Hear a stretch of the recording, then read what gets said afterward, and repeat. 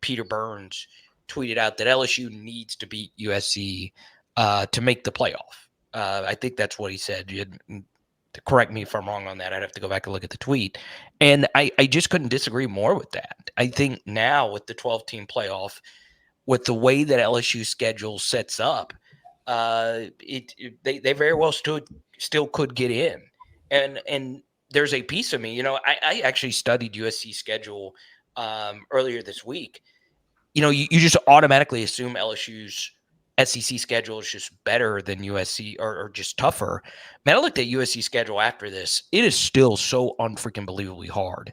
And there is a piece of me that thinks USC schedule might be on par, if not harder, than LSU schedule with the way things kind of shape up for them this year. So I still think both of these teams could still make the playoff if they lose this game, but it still doesn't take away from what my buddy Matt Moscona said before he left here. We want to end the season opening drought so badly. So Carter, you and I talked about a month ago. What has changed, if at all? What do you think is different about LSU's team, its evolution? What you've seen, what you've heard, what you sense, kind of reading in between the lines. Just give us your sense of what you think has changed over the past month for LSU, if anything. Yeah, and Matt, you know this, and Mark, you know this as well. I love watching the other teams. I really, really, really do. And obviously, it's so much harder to do that with the portal era. So, one thing Brian Kelly, made a point to say multiple times, and I wasn't able to listen to Scona beforehand, so I'm trying to be as different as I possibly can than what I think he would say. But one very big key is LSU actually spent a lot of time watching UCLA defensively. They more so than, traditionally you think, well, I'm going to watch USC's team from last year. But obviously it's just so drastic with Grinch leaving and D'Anton Lynn going to do a lot of different things with all the crazy simulated pressures that he did at UCLA. What makes USC very interesting on their side of things is I did do a 30, I don't remember how long it was. I did a super deep dive on Miller Moss. So I watched his Louisville game 2 times over. And I then did a film study on him. And I was blown the freak away. And I remember watching this Louisville game and not being as blown away as I was when I was rewatching him. And what I do when I do these film studies is I try my best to count how many truly special plays that you would think an NFL starter would make. And I found 4 plays that he made in that game that were on that level.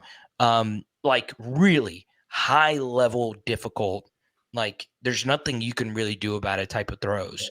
And that is so hard to do in your very first start. I don't care if you had a gazillion million minutes to prepare. You still got to go out there and execute those types of throws. And that concerns me on the LSU defensive side of things. The one thing, Matt, from the last time, you were on my channel and the last time I actually talked to Mark, which was, roughly a week ago, is there is a growing belief in the LSU defense. They did start having better days at practice in the LSU offense. They did start gaining confidence in what should be a youthful mixed with experience secondary. And one big signifier was giving Harold Perkins a number 7 uniform. LSU already had a number 7 on the roster with Will Campbell, the offensive lineman, but they went on ahead and gave Harold Perkins a number 7 because they truly believe he's going to be special. So while personally Miller Moss has grown for me, the confidence in the LSU defense, not only from the coaches and the players, has also grown since the last time I talked to you. I really love Matt's outside the box thinking. I really do. And I truly do believe a few weeks ago when he was talking about, LSU's offensive line versus USC's defensive line, USC's defensive line has grown on me. I'm very interested to see Baylor Alexander. I remember watching USC's defense in that bowl game and then looking at them and I was like, wow, they're so drastically different now. And one thing, Mark, before I leave here, I am really, really high on some of the DB transfers.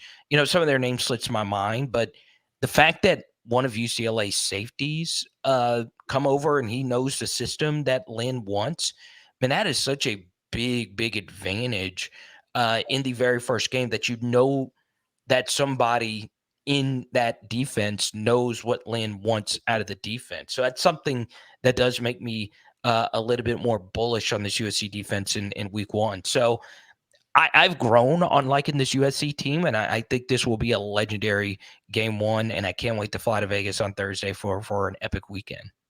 I'm liking the fact you talked about the interior, because I think, again, we were just talking about how Frazier is dinged up.